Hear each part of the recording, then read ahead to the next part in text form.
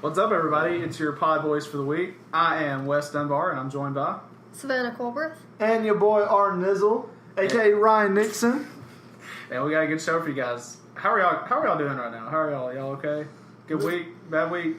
Just living life, and this is a PodBois After Hours. It's currently 10:58, and probably the latest we've ever done a pod, honestly. So. No, it's not. That one where we redid it. We had one that we lost the podcast, that one that we with redid, a minute out. Mm-hmm. That was really late. We didn't did that. start it till 11:30 or 12. Yeah. But other than that, we're just hanging out. Me and Savannah just got off work. We now work at the same Walgreens, which we will talk about later. But we have a full show for you guys. So first up, we obviously are going to do our games first. So Ryan, a.k.a. your boy, what we got, man? What we got? What's our first college football game? All right, so lately, it's been a little bit chilly here in Tennessee. Yep. I think the temp said maybe in the 40s, but to me it's kind of... It's a chilly boy. It is a chilly boy. To me it's kind of felt like 38, and I think that brings our first game to Kansas at number 4 TCU at the G, Amon G. Carter Stadium. Okay. Is it really called the G? I'm calling it that right now. So, Kansas versus TCU? Yeah, Kansas is garbage. If y'all don't beat them, y'all going to drop out of the top 4 so fast. Mm. Although, I could see, look, it wouldn't be surprising to have this be a stumbling block game where it's one of those where you come in thinking, okay, we should just beat the hell out of Kansas. And TCU struggles against them every year for some reason. It's always a close game. They're like Tennessee's Florida, but if Florida was really, really shitty. Yeah. So, but I don't know. I think they'll still pull it out in the end. But, who knows? Yeah, I got TCU by maybe 28, but we could win by 2.8 because Kansas they stole our offensive coordinator, who is the mastermind between the Trevon Boykin miracle, pre-punching the cop. That's another point. And they've also got our old defensive coordinator, so they know our system. So I think it's gonna be closer than people expect. Maybe that's what helps them. Yeah, but I'm still taking the Rock Chalk Jayhawk walk back all the way to Lawrence, and it's gonna be a sad boy in that bus. All right, Kansas is going down. Play us in basketball season. When you're a heckin' sad boy. All right. Next up. So we got 2 matches of the week. Mm-hmm. Number 19 Michigan at number 2 Penn State. What do y'all think about this Big Ten matchup? Okay, guys, here's the deal. I pick Jim Harbaugh's team regardless of who they're playing. I don't care if Jim Harbaugh... Oh, boy. No, keep that shit rolling. It's one spilly boy. Can we please keep recording? That's what happens when you try to freeze a drink. It was just the top part frozen. And we're back. I had to take a little intermission because I took a trip to a water park from Powerade and lemonade, essentially. Guys, the way that science works, I think, is that if you freeze something and you don't give it enough time to freeze, it will spill on you in the middle of your podcast. So that just happened to our boy Ryan. That's a scientific law. Yeah. So, we had to let Ryan change real quick, but he did spill some shit all over himself. That did happen. But, we're going to keep rolling for you guys. So. And if you want to know what I'm wearing, peep the Twitter. Check out our Twitter account, which is at there you go. PodBois_podcast. Boys is BOIS. Follow them. We have a strong French influence. So, in France, we're known as the PodBoi. I don't even know what bois means, but that's what we're known as. Yeah, it's the same. So I hope it's not disrespectful. It roughly translates, more or less. But, so anyway, I think we were talking about, Michigan versus Penn State? Yeah, 19 Michigan at number 2 Penn State. Okay, so, like I was saying before, Ryan fucking goofed. I will pick any Jim Harbaugh coach team. I don't care if he was coaching a little league team. I'd pick him So I'm gonna go. I'm gonna go with the Fighting Hardballs on this one. Yeah. What you got, Savannah? Well, I'm gonna say Jim Harbaugh is. I don't know if I have to come up with a pun for his last name, is a but person. he's gonna take some hard balls. Oh. In a surprising move, Jim Harbaugh is the new coach of the USC Trojans. So I'm gonna say that would just Jim make Harbaugh. my life so much perfect. better. Oh my God. Jim Harbaugh is a Harbaugh coach, and he's gonna take a L to Penn State. He's gonna. I don't know. Penn State is not gonna lose this game. Yeah, Penn State with Saquon Barkley. Go. He's hard. I'm giving him the Heisman. We've just thought. I think we've accidentally stumbled on something like that could be amazing. Could you imagine like if Jim Harbaugh was the coach at USC? He would get busted for like buying cocaine within the first week. It wouldn't even be a week. It would be like the first probably like 20 minutes. He'd be like, he'd go up to a student and be like, so. Where do you kids get blow these days? And like the student would just tweet it or like put it on Snapchat. You're like, yo, guess what Jim Harbaugh just said to me? Yo, coach. Like, Grandpa, that drug was so 1990s. Somebody would cool anymore. somebody would put it on Twitter and somebody would quote it and be like, "It's 2017. We eat ass and drink water or something." Whomst the fuck drink water and eat ass?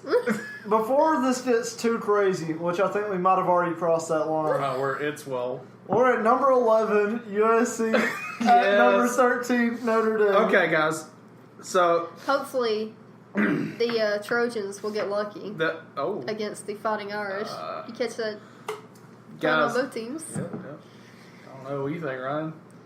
Look, I'm just giving. The sword will be put down. I can't remember the name of Notre Dame Stadium. I think it's just Notre Dame Stadium. But they're going to pierce through the middle of the D. And Tommy Trojan, he's going to pull out the upset. Even though they're the favorite team. Yeah, so the only thing I could come up with this was like a joke about Catholic priests, and so I'm not gonna follow that line of thought. I'm just gonna pick. I'm just gonna pick Notre Dame and be done with it. Okay. Before it gets bad, let's just move on to. I'm trying to go a third game. The Trojans are gonna get taken. They're gonna get taken to church. That's all I'll say. Okay. That's the clean version. What you got, Savannah? Well, I'm gonna have to go Notre Dame since it's at Notre Dame, and I don't like Notre Dame at all. But they're gonna pull off the upset. Are they? Picked to lose? What are they? I didn't even get. What were the ranks? Number 11 USC at number 13 Notre Dame. Oh, okay. Close ranking. So that's about even. So maybe somebody will get some land on your map this week. Oh, college. Are they like both one loss? Or yeah. Okay. And they recently lost, so I don't know if either of them have one. Okay. So we'll see, but I think seriously though, I don't think it will. So like in theory, if you don't lose any games, you're gonna have a lot of land. Yeah, unless you beat a lot of small places. Yeah, I'm still confused on how that works. Like I get generally they like when you beat a team, you take their territory or whatever, but. And then if another team beats you, they get your territory and theirs. They get everything you've got so far.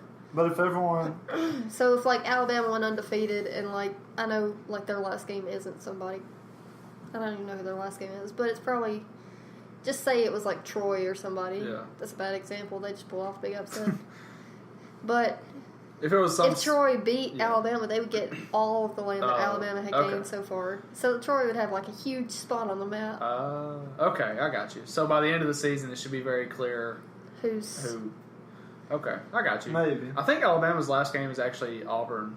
Like Auburn. Every year. It'll probably be Georgia in the SEC championship. Yeah. Oh no. I think probably. There's more than probably at this point because like it's a definitely. Florida is also kind of shite, and Tennessee obviously is a freaking dumpster fire. But we'll talk about that.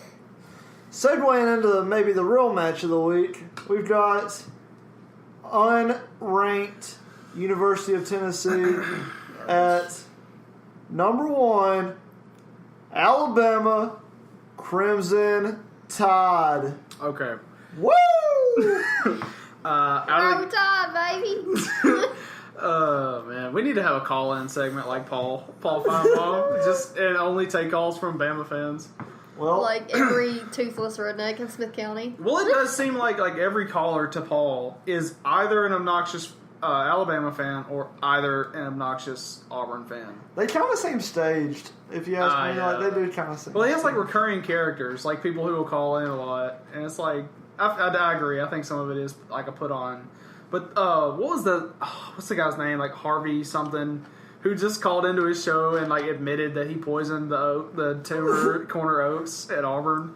And Paul's like, did he just admit that he committed a felony on air? That was hard. But yeah, I'm gonna go with the Crimson Chins this week. I think they're gonna win probably 69-0. Upset alert. Oh wow. Yeah, okay, guys, let's seriously talk about this. I saw this on Twitter. What if Tennessee won against Alabama? What if? Like, I mean, it's not going to happen. But seriously, what would they do? Like with the rankings? Like, well, not even with the rankings. What would Tennessee do with Butch Jones? Because they seem pretty set. Like they're going to fire him after this year. Okay, that's fine. What if he pulls something out of his ass against Alabama and just happens? What if he win? wins out the rest of the season? Like, what would we do? Do we have to keep him then? Well, if he wins out, then y'all are definitely keeping him. Yeah, which I don't think we should. Like after this year, I think we should can him regardless. Honestly, I'm taking the upset. We're going. Why? We're going Rocky Top. Y'all might have had a rocky start to the season, but it's about to have a smooth ride the rest of the way. Nick Saban, you might just get on the hot seat, buddy, because if y'all lose to UT, you deserve it. All right. Nick Saban will not be on the hot seat until he's ready to be. Y'all are taking an L to Butch Jones, guys. Nick Saban will tell you damn well when he's on the hot seat. When he feels like he's on the hot seat. He's like, no. No, yeah. They're like, yeah, like Alabama's like 1-10 or something. It's like this horrible future, like where Alabama sucks. Like they only get 1-star recruits and they're like 1-10. Or, what am I saying? Like 1-9? 1-9. No, 1-11. Because it's 12 games. 1-11, like 2-10. Yeah, they're horrible. And you just see like the athletic director go in, and it's like him and like some other school official, and they're outside like Saban's store, and they're like, no, you go in, like no, you not, no, you, they have a fight. He's Yeah. like, okay. They open up the door like, coach, and he's like, yeah, and they're just like, sir, we were just thinking like, if we could just talk about maybe your perform just like the last few games. He's just like, get on with it, and he's like, yeah, we want to fire you. I'm sorry, and he just looks at him and like pans to his eyes. He's like, no, and they're like, okay, thank you, sir, and just run out. Can you imagine like the other guy's press like, conference? Like the other guy's like, I thought you were gonna stand up for me. They're like, sir, do you feel like you're on the hot seat? Do you feel like your spot is secure at Alabama? He's like, hell yeah, it is. Why would it not be? No, he like looks at them. He's like, do you feel like your job's on the hot seat? And they're like, well, I mean, now that you mention it, yeah, kind of. So, but anyway, yeah, I don't think there's any chance we win this game. I think it's probably gonna be pretty bad. So, all right. So, who's your take before we? Honestly, there's like no chance in hell that Tennessee wins this. So, all right. Well, Alabama, 100%. It's gonna be a blowout. Yeah. Well, I'm gonna segue this part of the section of the PodBoi podcast into y'all's two's hands, so you can talk about our new Butch Jones's future. At the University of Tennessee, and who y'all hope wins the coaching position if said Butch Jones does get fired. Nobody. Yeah, Savannah, you want to go ahead? Like, can we just be like coached by the fans now? Well, not every fan, but like just like have them vote on the play or whatever. Yeah. And I will be the speaker for a listener of ours, aka Robbie Woodard, since we couldn't get him on the podcast today. All right, so y'all speak. So, yeah, here's the thing. We're really bad, and it doesn't look like we're going to get any better under Butch. I know, like, Ryan, you mentioned Robbie. Robbie actually sent me a pretty interesting article of, like, what would have happened if Lane Kiffin would have stayed at Tennessee. It was a pretty interesting read. I think basically it posited that we would have basically like 2 years, a real peak of like 2 years where we go like 11-1, and then maybe another season where we go like a 10-win to 12-win season, maybe even win a national championship in there. But then inevitably, like Lane Kiffin's character flaws would kind of poke through, and he would get busted for a recruitment scandal or some other personal scandal. And basically, from there we would be in more or less the same position that we are now. And I don't know, I kind of thought the whole article was a little bit pointless because it's like, okay, so you're saying that we're still going to be crappy in 2017, but I thought it escalated really fast, that article. It did. I read the same one. It's like, yeah, they would be really bad the first couple years, and then basically they would win a national championship. So that's how things work. I mean, I guess it technically is true because Ole Miss was basically a national championship contender within basically a year. That's how TCU was. Yeah. I mean, they went, was it like 4-8 to like nearly being in the national championship the next year? So, I mean, it's not under the impossible, same coach, Yeah. It wasn't like it was a big change, so. One recruiting class, I guess, can really change your fortunes. It was a different offensive coordinator in that situation because we started the air raid offense and Trevon Boykin somehow flourished. But, anyways. I think, I don't really, and I don't have a particular coach that I want to see at Tennessee. Like, I don't really think there's any, at least I'm not aware of any, like, real hot names or, like, any very talented, promising young offensive or defensive coordinators that I can think of. I know, like, John Gruden is kind of like the fan favorite pick, but I don't know. I don't think he has the interest in it. I mean... Haven't we asked him? Well, like I think before we hired Butch Jones, that there was like a big story of like, will him or Peyton Manning coach Tennessee? Yeah.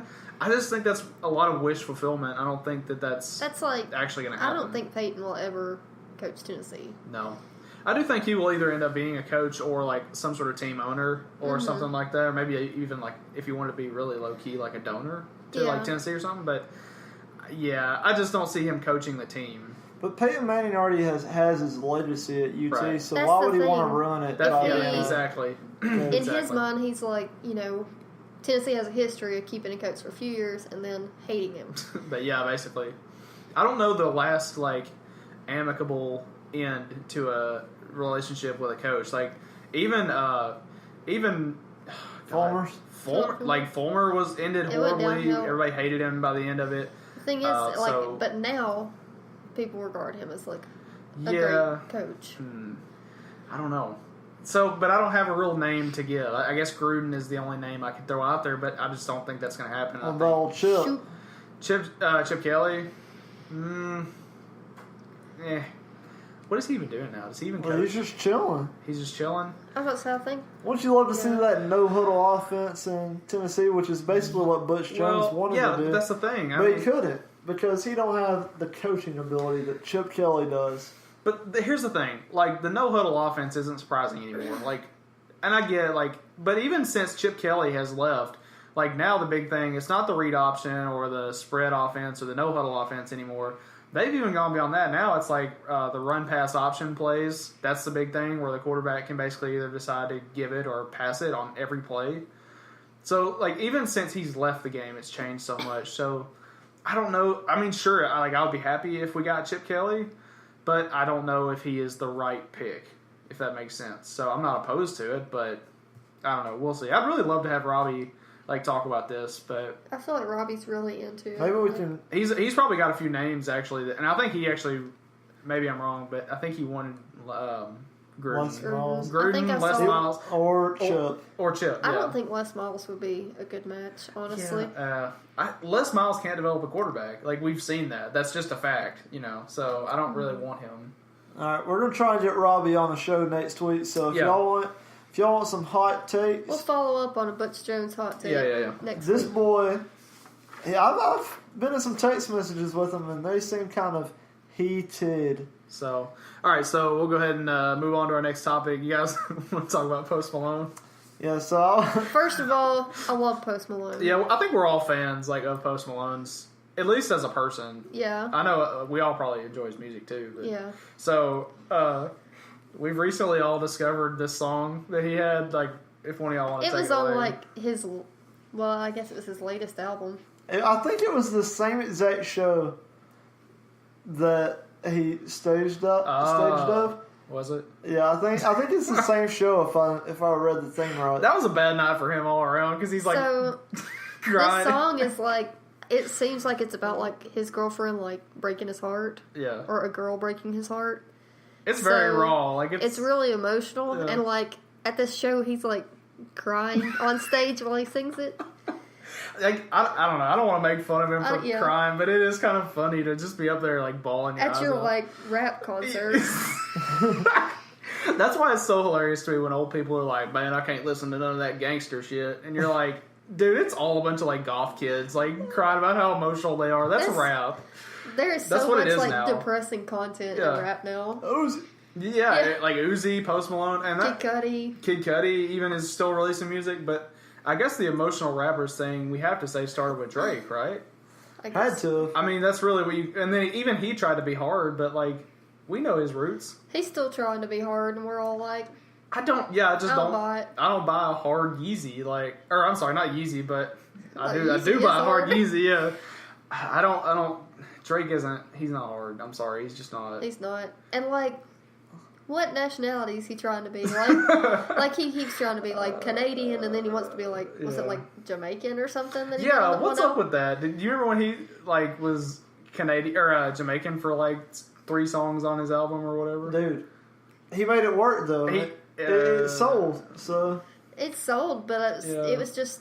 But like the cover for that whole. Like, every song sounded Jamaican on that album. Yeah. But his cover for it is him, like, sitting on, like, a landmark of Canada, and we're like... Yeah. Well, it was like... what was that tweet that was, like, so funny? Like, it's the meme of, like, Spider-Man pointing at Spider-Man. It was, like, 3 of them. It was, like, when Canadian Drake meets Jamaican Drake meets Houston Drake meets like New York Drake. Well, in his defense... Houston's what put him on. So that's true, but he needs to honor them, though. He needs to honor them. He never shouts them out. No, he doesn't. He's fake. He is a fake friend to Houston. Oh, no, he shouted them out. You just got to dive deep. Oh, see, but that's not real. That's not real. No, if you love a city, you'll shout them out in the main songs. Big Sean, like, he shouts out Detroit all the time. Yeah. Chance shouts out Chicago all the time. Well... Drake shouts out the 6 all the time because that's his real roots, all right? That ain't who put him on, though. Houston's just the leaves, man. His roots are in the T-dot, all right? That's where the roots are. Look, my main point, Drake needs to pick a damn home, okay? You can't be... Where are you from? Next album, he's gonna be a Barcelonan like gigolo or something like from Barcelona, Spain. He's gonna drop a diss if he ever hears this. He's gonna be singing in Spanish the whole time. Or he's gonna like suddenly like go to Saudi Arabia and just like become like Saudi Arabian on his like 3 albums from I hope he does that and he like sits at the top of that world's tallest building in Dubai. That would be hard. The Burj Khalifa. That would be kind of hard actually. Or if he was on the top of the Taj Mahal. Oh yeah. That would be an emotional album because that's a mausoleum. That would be so sad. Dang. I'm actually okay with this now that we've talked about it. I kind of want this to happen. I really hope Drake goes back to his emotional roots at some point. Like, he needs to, when he retires, his last album needs to be emotional. Okay, but let me pitch this to you. Emotional Drake, but he's Azerbaijani. Okay? What about it? He needs to stay out of the country. I don't know. I don't know if Drake stands for the flag. He probably doesn't really know which one to stand for at this point. He's like, well, you know what? Usain Bolt knows which one to stand for. That's true. He stops his interviews. I don't understand. Drake goes to hockey games and he feels hella conflicted. They play both anthems, Canadian and American. He's just like... I'm gonna be real, like, the Canadians all know our national anthem, and, like, there's been videos of them, like, singing it. Yeah. When, like, the sound went out or something. I can't, like, I know it says, "Oh, Canada." I could sing it. Oh, Canada. Our home and native land. We have maple syrup and really good bacon. I'll know that song. Tim Hortons. Yeah. We had Robin from How I Met Your Mother. Yep. I can't stand this disrespect that I'm getting right now because I know this song and it's a good song. You're not Canadian. Why are you disrespecting it? I know the song. It's a very, very good song. Okay, well, we're going to have to take your word on it. So speaking of other rappers, we saw sort of on Twitter, the collective Twitter community was celebrating the wedding of one Mane Kamaguchi, right? Mm-hmm. Gucci Mane got married. Who was he married to? I didn't remember. Is that a? I don't even know. I think her name's Alicia? I think it's Keisha or something. Either way, she looked lovely in her wedding dress. She did look really It pretty. was all diamonds. Yeah. It was hard. Gucci knows how to throw a wedding. It was all in white. But every single person in attendance was wearing all white. Yeah. It was kind of hard. It was, and especially since his wife was just looked really nice, but she wasn't wearing white. I think it really worked. So she wasn't wearing white. It was like some sort of like weird. It was a white dress with diamonds on it. In the picture I saw, it looked like green or something. Well, you looked at the wrong picture. Alright? Well, regardless of which picture I was looking at, check your privilege. It has some gold in it. Okay, so it was like gold. I have horrible vision. It's Anyway. like white and diamonds and gold. So obviously, it cost more than I will make in my entire life. Yeah. So the big debate, I guess, coming out of this that we're going to talk about is a lot of people, for some reason, it was circulating some of those old, really older tweets that were using Gucci Mane and his now wife as an example of how you should stick by your man no matter what through thick and thin. Because apparently, Gucci's been to jail and he cheated on her and was on drugs or something. Yeah. And a lot of people were kind of upset about that, and they kind of responded saying basically their relationship worked out fine, but by no means are you bound. You're not required to stay with someone who's crap. It's just not a requirement. So we kind of figured we do in fact have one confirmed woman on this podcast. Even though we're the confirmed? boys. I mean, I assume that you would have let us know by now, but anyway. I'm not assuming no genders. No, we don't assume gender. Well, we have one person we're pretty sure is a woman on this podcast. And so we figured we'd give her a space to talk about, how far is too far in terms of standing by your man? What would you allow? What do you chalk up to being a boneheaded decision? And what do you consider too far? So, Savannah, the floor is yours. Let me get my notepad first so I can write all this down. So, with Gucci's thing, I could see standing with your man if he had an addiction to something and, helping him get over that. If he wanted to get over that. If he was, putting his addiction before, you, or if you had kids with him or something, then obviously you need to do what's best for you and your kids. But cheating is not something that I would say, you can really get past. Even if he's grown as a man and changed a lot, does that mean he's, never gonna cheat again? That's a good point. I mean, who knows? Even though he's, married now, he's still a huge rapper, very successful. He's going on tour still. At very least, the temptation will still be there. It will. I mean, you think women aren't, at his shows? Right. And, hey, look, let's be honest. Gucci's kind of a good-looking dude now. He is. He lost weight. So, he, yeah. I don't know, he has, pretty teeth and everything. Mm-hmm. He has pretty smile. I think it's safe to say that he's one of the hottest rappers out right now. No. In more ways than one, yeah. Sean. So, yeah, I see that. So, I don't know. So, Savannah has stepped away from the mic. She dropped too much hot fire, and now she needs to go recover. So, yeah, I mean, I agree. Basically, I think if the situation was reversed, how far would you go standing by your woman? I think I agree. Basically, cheating, that's probably too far. As far as, addiction, I don't know. I think it's less common, I guess, for women to be addicted. What do you think? I feel like, honestly, given the circumstance with Gucci, I feel like maybe how everyone's saying, oh, he cheated, he did all these things. I feel like maybe the drugs was obviously, I know, she didn't want him doing that. Mm-hmm. Or, I don't know the thing, maybe she was on him herself and she also went through a struggle. Because Gucci went to jail for a gun. It wasn't drugs or anything that sent him to jail, so I don't know whether they both went through the journey of trying to get fixed or if it was just him. I would say that I don't know for a fact, but I know from listening to a podcast with like Post Malone, an interview. I think that a lot of like rappers and celebrities honestly kind of have a little bit of an open relationship. So I mean, I don't think that people should take this situation and just be like, oh, I can cheat on my girl and she should take it. So and like to expect her like, oh, you gotta stick with me through my journey or through my struggle. Like no, like I feel like Gucci and you're not Gucci Mane. Like I feel like Gucci and his girl maybe had that conversation before all of it. Yeah, where it's still bad. Maybe it wasn't something that like. And I mean, he was in jail for 2 years, so he had time to work it out, and especially in that song "Champions." He gave her $2 million because she stuck around. Yeah. So maybe that money was calling. Yeah. I feel like jail is also a really hard thing to get over. Like, I've never dated anybody that was in jail or went to jail, but like, You sure? I mean, you know, Laura's never been. I don't know. That's another thing. Like, man, I dated some like sketchy ass people when I was in like middle school or whatever. Or people that like turned out to be sketchy.